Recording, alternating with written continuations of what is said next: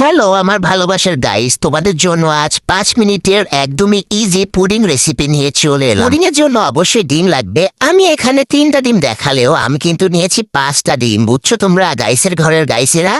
এরপরে তোমরা ব্লেন্ডারের মধ্যে একটার পর একটা ডিম ফাটিয়ে দিতেই থাকবা।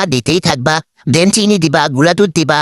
আর আমি কিন্তু এখানে আড়ং-এর ফুল ক্রিম দুধটাও দিয়েছি। দেওয়ার পরে ইচ্ছা মতো ব্লেন্ডারে ব্লেন্ড করে নেবা, একদম পুরো সব ফিনিশ হয়ে যাবে, বুঝছো তোমরা গাইসের ঘরের গাইসেরা।